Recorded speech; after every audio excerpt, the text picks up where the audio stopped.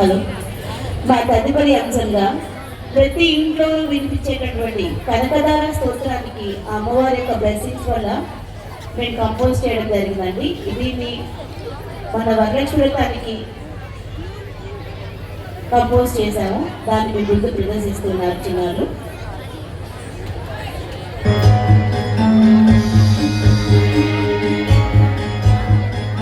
अंगं हरेः पुलकभूषणमाश्रयन्ति गङ्गाङ्गदेव मुकुटाभरणं तमालम् अङ्गीकृताखिलविभूतिरपाङ्गलीला माङ्गल्यदास्तु मम मङ्गलदेवताया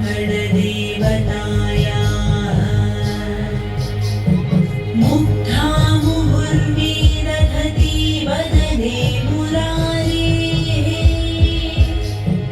प्रेमत्रपा प्रणिहितानि गतागतानि मालादृशोर्मधुकरीव महोत्पलेया सा मे श्रियं दिशतु सागरसम्भवायाः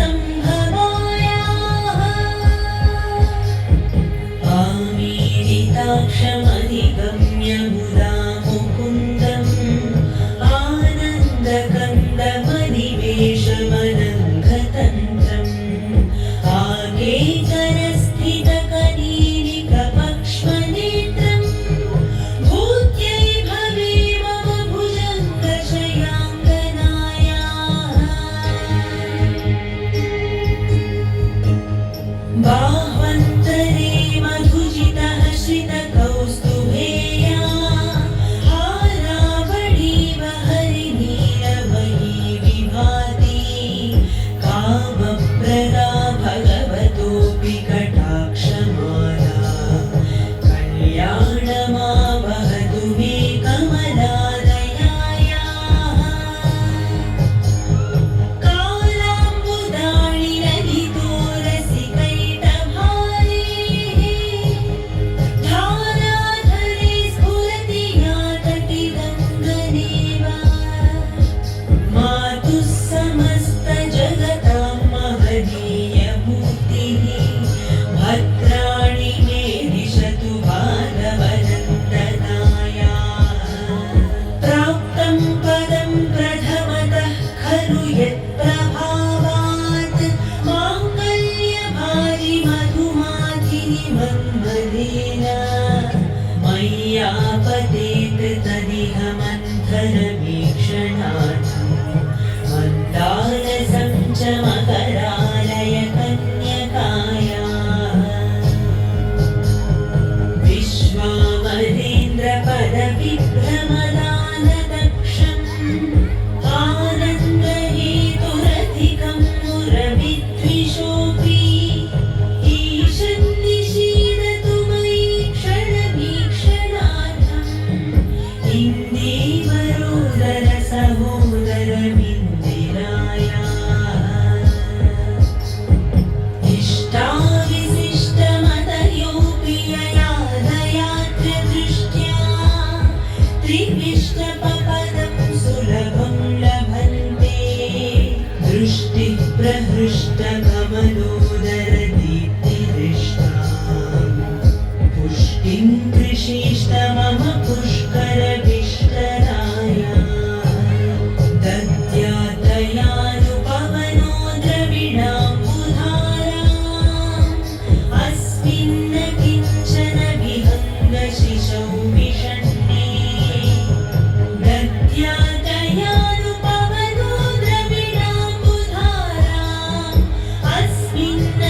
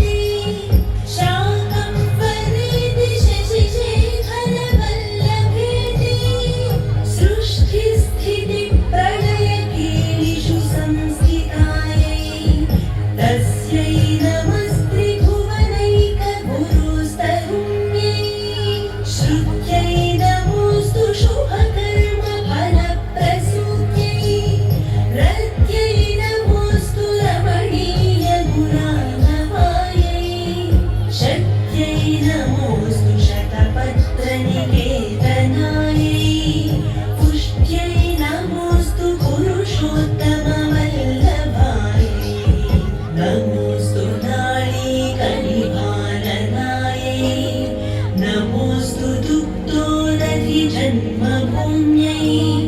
नमोऽस्तु सोमामृतसोदरायै नमोऽस्तु नारायणवल्लभायै नमोऽस्तु हेमाम्बुजपीठिकायै नमोऽस्तु भूमण्डलनायिकायै नमोऽस्तु देवादिदयापरायै नमोऽस्तु शाङ्गायुधवल्लभायै नमोऽस्तु देव्यै भृगुनन्दनायै नमोऽस्तु विष्णोरुरसिस्थितायै नमोऽस्तु लक्ष्म्यै कमलालयायै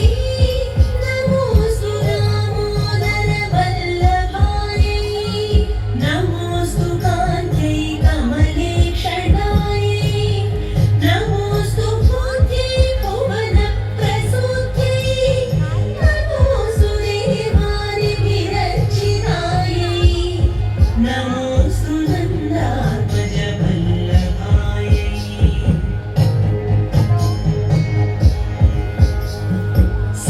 सम्पत्कराणि सकलेन्द्रियनन्दनानि साम्राज्यदानविभवानि सरोरुहाक्षी त्वद्वन्दनानि दुरितोद्धरणोद्यतानि मामेव मातरनिशं कलयन्तु मान्ये यत्कटाक्षसमुपासनाविधिः सेवकस्य सकलार्थसम्पदः सन्तनोति वचनाङ्गमानसैः त्वामुरारिहृदयेश्वरीं भजे सरसिजनिलये सरोजहस्ते धवलतमांशुकगन्धमाय शोभे भगवति हरिवल्लभे मनोज्ञे त्रिभुवनभूतिकरि प्रसीद मह्यम् भगवति हरिवल्लभे मनोज्ञे त्रिभुवनभूतिकरि प्रसीद मह्यम् दिग्हस्तिभिः कनककुम्भमुखावसृष्टस्वर्वाहिनी विमलचारुजलाप्लुताङ्गीम् प्रातर्नमामि जगताञ्जननीम् अशेषलोकाधिनाथगृहिणीम् अमृताब्धिपुत्रीम् कमले कमलाक्षवल्लभे त्वं करुणापूरतरङ्गितैरपाङ्गैः अवलोकय माम् अकिञ्चनानां प्रथमं पात्रम् अकृत्रिमं दयायाः स्तुवन्ति ये स्तुतिभिरमुभिरन्वहम् त्रयीमयीं त्रिभुवनमातरं रमाम् गुणाधिका गुरुतरभाग्यभागिनः भवन्ति ते भुवि बुधभाविदाशयाः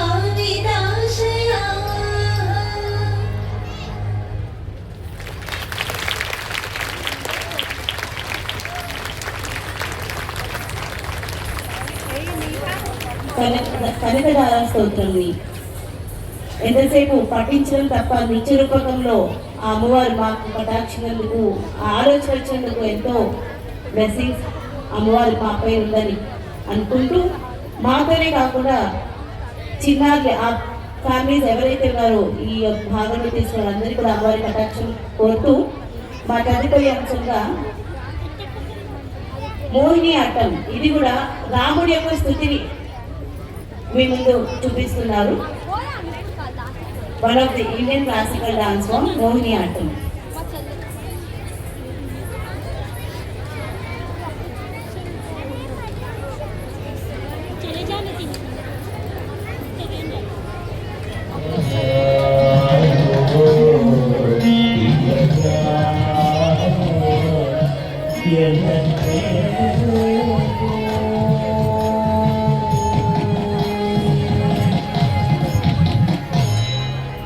ಚಂದ್ರಬಿಂಬ